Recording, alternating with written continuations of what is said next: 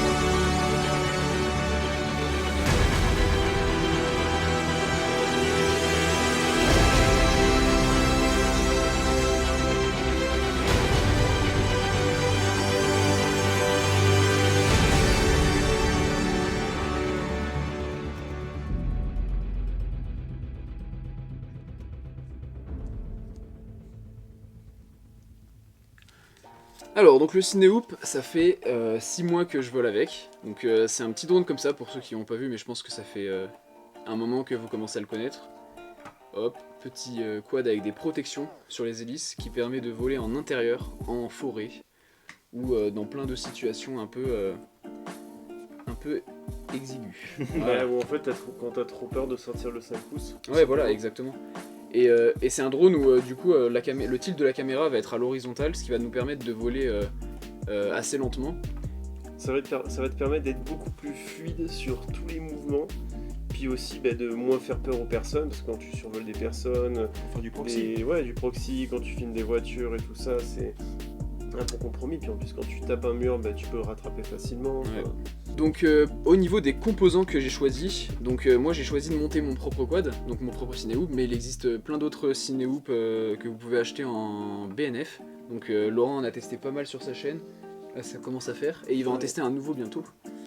Donc là c'est un Cinehoop monté sur la base d'un Squirt, donc c'est le nom de la frame, avec des impressions de chez 3D Racer. Donc je vous mettrai les liens en description. On représente 3D Racer. Oui, c'est le magasin du sud. Hein. C'est le sang. Bon, je vais faire un petit détail technique un peu sur ce que j'ai choisi parce que ça peut être sympa pour ceux qui veulent avoir des composants déjà choisis pour leur premier build. Donc je suis en HD pour ceux qui le savent, donc j'ai un Air Unit. Pour les moteurs, c'est des X-Nova en 4000 kV. La stack, c'est une petite Kakute en 20 par 20, donc c'est le format réduit de la Kakute F7 HDV. Donc c'est celle que Paul Lou utilise sur son Racehoop aussi, donc on parlera juste après. Donc support GoPro pour pouvoir justement enregistrer vos lignes cinématiques. Et au niveau des antennes, donc j'ai changé, j'ai plus les antennes stock de chez DJI, j'ai mis des antennes True RC qui me permettent d'avoir une meilleure pénétration du retour vidéo dans tout ce qui est forêt, à travers les murs de béton.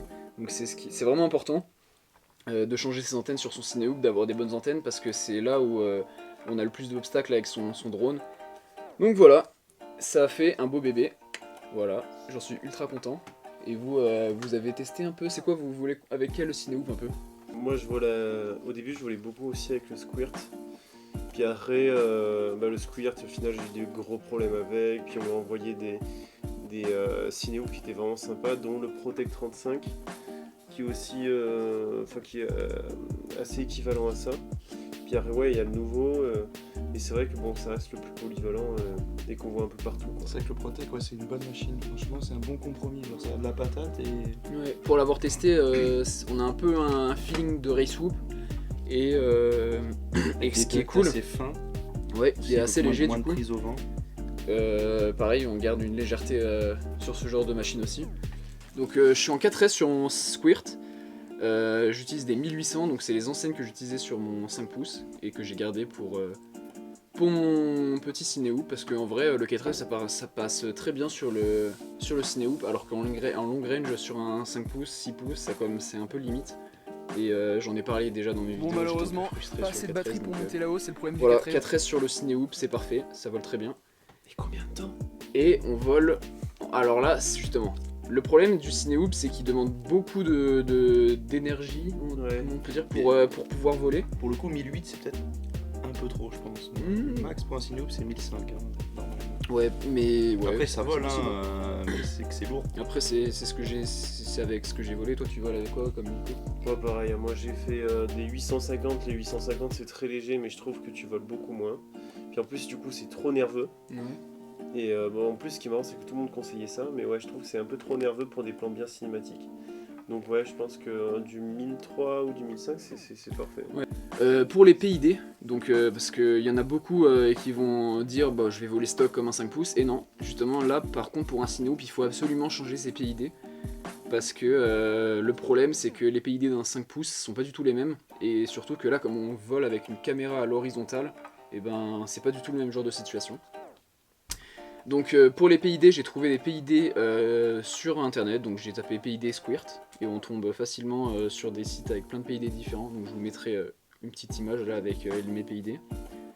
Et voilà, vous pouvez un peu modifier par rapport à ce que vous aimez faire et avec ce que vous aimez voler, mais si vous n'avez pas l'habitude de modifier ce genre de paramètres, bah, utilisez ceux-là et vous ne serez pas déçus. On va passer à la comparaison avec le Racehoop, parce que souvent le Cinéhoop est comparé au Racehoop, mais pourtant c'est deux machines assez différentes. Pour avoir testé le Racehoop de Paul Lou, de Raze, et c'est quand même deux comportements de machines différentes. Par exemple, le Racehoop, si vous êtes débutant, c'est très bien, ça vous permet de prendre la main sans casser. Ouais, c'est ça, sans casser, Ouais. en ayant un peu moins peur, en ayant plus de patates, ouais, parce que avec le Racehoop, le 6S ça marche très bien, et justement le Racehoop c'est justement fait pour voler en 6S. Et donc le problème du Cinéhoop, c'est que vous allez pas pouvoir, c'est un peu plus compliqué comme genre de pilotage, donc moi ce que je vous conseille c'est de vous faire la main sur un Racehoop ou sur un 5 pouces avant de commencer directement par un Cinéhoop, parce que vous allez être un peu perturbé. C'est un type de vol particulier, Ouais, c'est donc ça, pour on a- débuter, c'est pas forcément le meilleur compromis, je trouve. Si vous êtes axé freestyle, donc passez directement juste sur un Racehoop, parce que c'est pas avec ça que vous allez faire du freestyle, ça c'est vraiment fait pour faire des lignes cinématiques. Bon après je dis pas qu'on fait des lignes cinématiques de professionnels, on est là pour s'amuser aussi, et c'est pas parce qu'on fait pas de freestyle qu'on s'amuse pas. Aussi on est pour s'amuser en comparaison un peu avec le Racehoop, c'est qu'on a le petit Tiny, mais ça c'est autre chose, hein. Ça c'est vraiment vraiment jouer, parce qu'on vous allez pas pouvoir faire d'image avec, donc ça c'est le petit... C'est bien pour se faire la main. Ouais, petit Tiny de chez Pierre. Ouais. Toi t'as commencé avec ça? Bah, j'ai commencé avec un Tiny de chez eFlight, pas celui-là, Ouais. mais un petit, c'était à l'époque, c'était un petit Cinebi 75, avec les mêmes lipos qu'il y a dessus. Mais c'était un petit truc avec des ducts, ça volait bien, franchement c'était cool. Pour se faire la main, c'est cool au début. Tu casses pas trop. Première lipo, le SC l'a cramé. Tu apprends un peu le pilotage, ça a un peu de patate et tout, c'est cool. Tu sors ça, là tu viens de le voir en plus, on a volé dehors. Ouais, c'est ça, avant, pour l'avoir essayé, là on vient d'essayer dans le jardin du chalet, et on s'est éclaté, hein. C'est vrai qu'on peut vite faire des figures facilement. Bon, par contre on prend un peu trop la confiance. Tu prends vite la confiance avec, Ouais, parce que ça a donc, quand même de la patate ouais. hein, quand même. Mais après tu peux t'amuser à passer dans les arbres, dans les petits trous et tout. Donc moi je vais vous parler un peu de mon expérience justement sur ce Cinéhoop, et les situations dans lesquelles j'ai été content de l'avoir. Du cirque de Saint-Même, donc c'était un endroit assez restreint. Donc là j'ai été content de l'avoir, parce que du coup j'ai pu faire les lignes où Laurent en 6 pouces avait quand même... Ouais, c'était risqué. Hein, quand ouais, même, c'était hein. très risqué. Ouais. Pour les bandeaux aussi, hein. Les Ouais. bandeaux c'est génial. Pour faire des petits chasing entre potes, c'est sûr que le Cinéhoop c'est quand même incroyable. Ouais, les chases en Cinehoop c'est vraiment trop bien. Voler en forêt, parce que voler en forêt c'est quand même vraiment quelque chose qui est ultra kiffant, et c'est ce qui m'a donné envie d'avoir un Cinéhoop surtout. Après, moi j'aurais rajouté ce qu'il faut faire et ce qu'il faut éviter de faire avec le Cinéhoop. C'est par exemple, on a vite tendance à rester trop près du sol. Ouais. Et du coup, en fait, on perd complètement l'intérêt, parce qu'en fait, tu prends ta GoPro à la main et c'est pareil. Ouais. En forêt, il faut vraiment essayer d'aller le plus haut possible. Pareil pour les bandeaux. Faut vraiment faire gaffe à ça et puis surtout à essayer de faire toujours des lignes hyper droites parce qu'au début avec le cinéo t'as vraiment tendance à faire ça, À faire à des tanguer, puis à et faire à du faire du wobble. gauche. Ouais, le Ouais. gauche droite de partout, on sait pas où tu vas. Et c'est vrai que ce qu'il dit Laurent, c'est souvent ce qui m'est arrivé dans mes lignes, et là d'essayer de se concentrer sur des lignes droites, ça rend quand même beaucoup mieux. Ah, on perd Il y a le une lettre qui vient de mineur s'arrêter là. Ouais, plus de batterie. Et Tout c'est quoi tes survolé. lignes, les lignes préférées que t'as faites Ah, depuis le début? alors la ligne préférée que j'ai faite, bah du coup j'ai évoqué tout à l'heure les cascades de Saint-Même. C'est ultra varié. Et on passe de cascades à sous un pont, au-dessus de la forêt. Ah oui, et incroyable à faire avec le cinéhoop, c'est quand même tourner autour d'un sujet. Et c'est là où je kiffe justement beaucoup.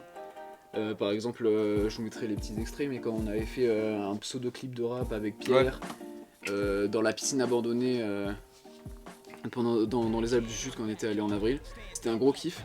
Et alors que par exemple il y avait Laurent et Félix qui étaient là à des caméras au sol et qui faisaient des travelling un peu comme ça, et bah là justement on peut tourner rapidement autour du sujet sans être Là, c'est perdu. Ouais, voilà. dynamisme C'est beaucoup plus dynamique. Et accessible aussi. Parce qu'il y a des endroits où on peut pas filmer avec une caméra, donc par exemple en haut du plongeoir, on pouvait pas être là avec une grande perche à filmer autour du. Donc quand on était assis au bord du plongeoir, Ouais, c'est là assis que au le bord du cinéhoop plongeoir. est vachement intéressant. Ouais. Donc voilà, il y a pas mal de situations où c'est quand même sympa d'en avoir un. Est-ce que je vais changer de cinéhoop un jour Non, clairement pas, parce que je vois pas ce que je peux faire plus avec un cinéhoop. Le cinéhoop c'est vraiment des situations très précises, et on n'est jamais bridé par son matériel. Bah, c'est rare d'être bridé par son cinéhoop. Bon, à part ce que je disais au début, c'est la portée où avec des mauvaises antennes on peut être vite en difficulté. Mais du coup non, je pense pas que je changerai, parce que je suis content de ce que je fais avec, et je continuerai à être content. C'est une belle conclusion. C'est une belle conclusion.